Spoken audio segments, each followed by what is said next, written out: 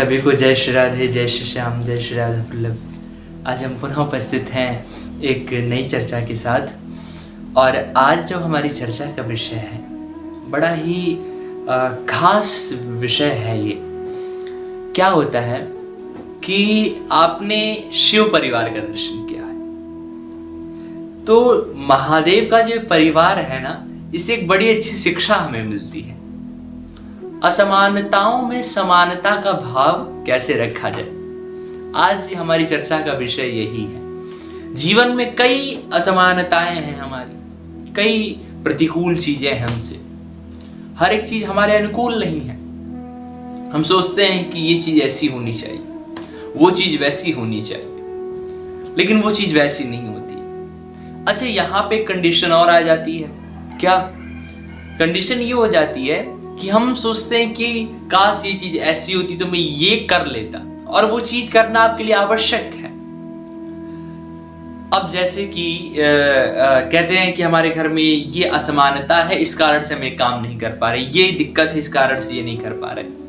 असमानताएं बहुत सारी हमारे जीवन में होती है। बात आप घटित कर सकते हैं, एक एक चीज को हम नहीं ग्रहण कर सकते हैं, लेकिन सबके जीवन में कुछ ना कुछ होती है ये चीज। जीवन का ही नाम है उतार और चढ़ाव।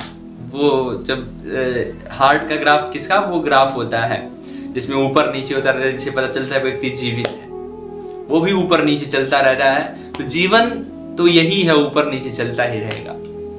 लेकिन उन असमानताओं में समानता का भाव कैसे रहे। विपरीतताएं बहुत रहे, लेकिन आपके मन की शांति जो है ना, वो सदैव एकदम जैसे स्थिर जल होता है उसकी भांति रहे।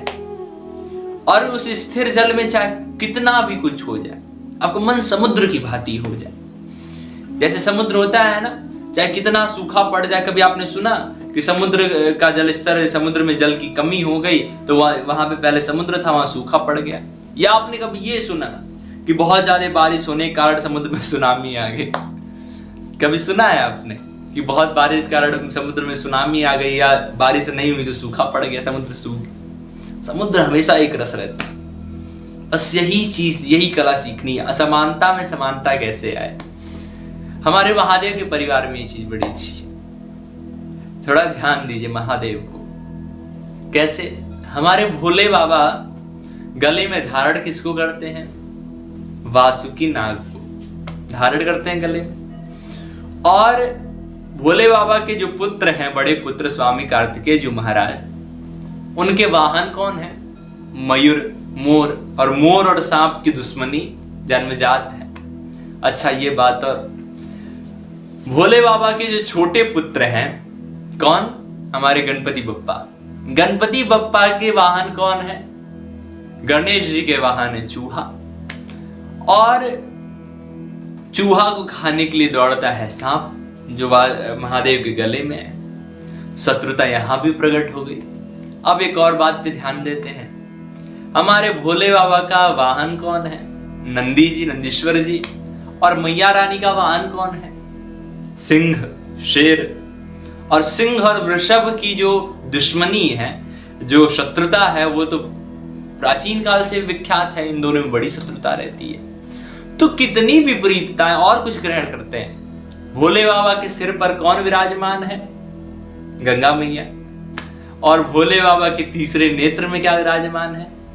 अग्नि, आग विराजमान है। तीसरा नेत्र खोलें, कामदेव को जलाकर भस्म कर दिया। तो आग भी विराजमान है, पानी भी विराजमान है, अग्नि भी विराजमान है, जल भी विराजमान है। और देखिए, भोले बाबा के जटा मुकुट पे कौन विराजमान है? चंद्रशेखर हैं ये, चंद्रमा विराजमान है इनके जटा मुकुट पे। और भोले बाबा के कंठ में क्या विराजमान है? नीलकंठम, नीलकंठ है भैया। इनके गले में विराजमान है हलाहल विष। तो चंद्रमा में होता है अमृत। 3 प्रकार के अमृतों में तीसरा जो प्रकार बताया गया वो चंद्रमा का अमृत बताया गया है। तो चंद्रमा में है अमृत, गले में है विष। वो दोनों एक दूसरे के विपरीत। इतनी विपरीतताएं हैं, तब भी सब में समानता है। चूहा और सांप एक साथ, सर्प एक साथ बैठ करके राम राम जपते हैं, राम राम बोलते हैं। मयूर भी साथ में बैठ कर संकीर्तन करता है। बैल जो नंदीश्वर जी हैं, और श्री मैया रानी के जो वाहन सिंहराज हैं वे दोनों एक साथ विराजमान होते हैं। बड़ी शांति है इनके जीवन में। कारण क्या है? कारण ये है कि हमारे महादेव सदैव भगवान के नाम का आश्रय लिए रहते हैं। इतनी विपरीतता होने के बाद भी समानता इसलिए है कि नाम का सत्संग का आश्रय है। महादेव का एक क्षण ऐसा नहीं जाता जो भगवान के नाम और कथा से रहित हो। कारण यही है, इतनी विपरीतता होने के बाद भी जीवन में कभी भी कोई विरोधाभास नहीं उत्पन्न होता है। आप देखिए कितनी विपरीतता है, मार काट मची रहती वहां पे, लेकिन तब भी शांति है। जब किसी को कहीं शांति नहीं मिलती है तो सब लोग कैलाश जाते महादेव से ज्ञान लेने। और तो और क्या कहें, जो स्वयं धर्म मूर्तिमान धर्म है वो धर्म भी महादेव से धर्म का ज्ञान लेने जाता है। सोचिए कितनी बड़ी बात, धर्म स्वयं धर्म का ज्ञान लेने जा रहे हैं धर्मराज। तो ऐसे महादेव, बड़ी शांति रहती है कैलाश पे। कैलाश का वर्णन शिव महापुराण में आता है, श्रीमद् भागवत जी में आता है। जब देवता महादेव को मनाने गए, बड़ा अद्भुत वर्णन, बड़ी शांति का माहौल। कारण क्या है कि सत्संग है जीवन में, धर्म है जीवन में। देखिए चर्चा का विषय यही है, हम धर्म और सत्संग से विमुख होते जा रहे हैं। कुछ पाश्चात्य की ओर बढ़ने के चक्कर में हम अपने मूल को भूल गए, जड़ को खोते जा रहे हैं। और जब जड़ खो देंगे हम तो फिर वृक्ष तो तुरंत गिर जाएगा धड़ाम से। वही चीज होती जा रही है हमारे साथ। जड़ तो हम अपनी काट दे रहे हैं और सोच रहे हैं वृक्ष बहुत अच्छा बना रहे, नींव तो एकदम कमजोर बना देंगे और मकान खूब अच्छा बना रहे। एक भूकंप का झटका नहीं झेल पाएगा वो मकान। वही चीज होती, भूकंप का झटका है नहीं, विपरीत अवस्थाएं। एक विपरीत अवस्था व्यक्ति नहीं झेल पा रहा, आत्महत्या कर ले रहा है, खून कर दे, पता नहीं क्या क्या कर दे रहा है। कारण क्या है? नींव कमजोर हो गई उसकी। यदि नियम ये हो जाए, कुछ अधिक पढ़ने की जरूरत नहीं है।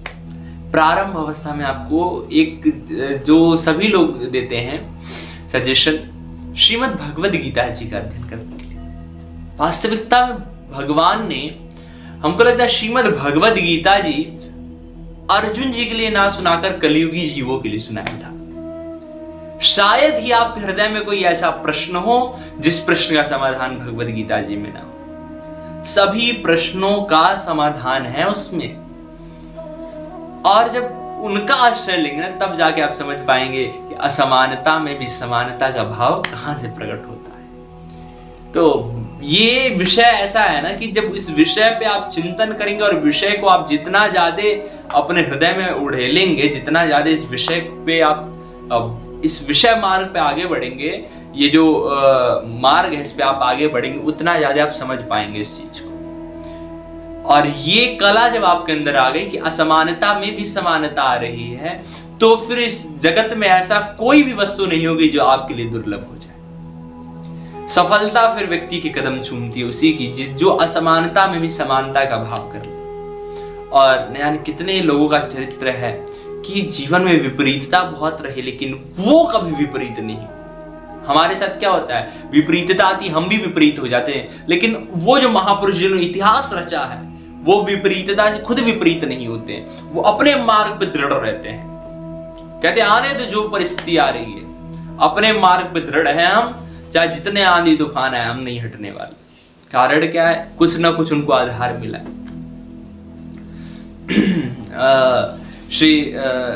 कितने लोगों का चरित्र लें, स्वामी विवेकानंद जी का ले लेकर पात्रे जी, बहुत लोगों का चरित्र। मिसाइल मैन के नाम से जाने जाते एपीजे अब्दुल कलाम, उनका भी चरित्र मैं सुन रहा था। तो जब वो आए एयरफोर्स में, पहले वो गए थे तो वहां पे 1 नंबर से उनका पीछे रह गए। वापस लौटते समय उन्होंने स्वामी शिवानंद जी से हरिद्वार में शिक्षा ग्रह पास गए और हाथ जोड़कर निवेदन किया। शिवानंद जी ने कहा कि आप श्रीमद् भगवद गीता जी पढ़ना शुरू कर दीजिए। और श्रीमद् भगवद गीता जी का प्रभाव क्या रहा, उनके जीवन में क्या परिवर्तन आया, ये तो बताने की बात ही नहीं, सब लोग जानते हैं उन्होंने क्या क्या इस देश के लिए किया है और कितना भारत का नाम पूरे जगत में ऊंचा किया है, सिर ऊंचा किया है। ये गौरव का समय, गौरव की बात है हमारे लिए। लेकिन देखिए, यद्यपि वो इस्लाम धर्म से थे, मुस्लिम थे, लेकिन उसके बाद भी भगवद गीता जी का आश्रय लिए और भगवत गीता जी का आश्रय लेकर के उनके कई समस्याओं का समाधान हुआ और बड़ी से बड़ी खोज की। कभी हम भगवत गीता जी पे ही चर्चा करेंगे कि भगवत गीता जी से किन किन लोगों की जीवन में क्या क्या प्रेरणा आई और उन्होंने क्या क्या जीवन में किया भगवत गीता जी से सीख करके, तो बहुत अच्छी प्रेरणा मिलेगी। तो निवेदन यही है कि नित्य का नियम रहे भगवत गीता जी को पढ़ने का। बहुत अच्छा और बहुत संदेह निवारक ग्रंथ है ये। भगवान ने बहुत अद्भुत उपदेश किया है श्री अर्जुन जी के प्रति, तो अवश्य श्रवण करें, क्योंकि जब सत्संग आएगा जीवन में, धर्म ज्ञान आएगा, तो सारी समस्याओं का समाधान वैसे हो जाएगा। और सबसे बड़ी कला जो है असमानता में समानता की भावना, वो दृढ़ हो जाएगी आपके अंदर, और फिर उसके बाद कुछ भी दुर्लभ नहीं है। तो आज की चर्चा बस यहीं तक। और वाणी को विश्राम दे उससे पूर्व एक छोटा सा निवेदन है कि यदि आपके आसपास कोई ऐसा धार्मिक स्थल हो जिसके विषय में आप चाह रहे हैं कि बहुत अधिक से अधिक लोग जाने, तो वहाँ की संपूर्ण जानकारी हमारे ईमेल आईडी पर मेल करें अथवा हमारे व्हाट्सएप नंबर पर व्हाट्सएप कर दें। हम शीघ्र प्रयास करेंगे कि उस स्थान के विषय में एक वीडियो बनाएं और वहाँ की संपूर्ण जानकारी आप तक पहुँचाएं। इसी के साथ सभी को जय श्री राधे, जय श्री श्याम, जय श्री राधा वल्लभ।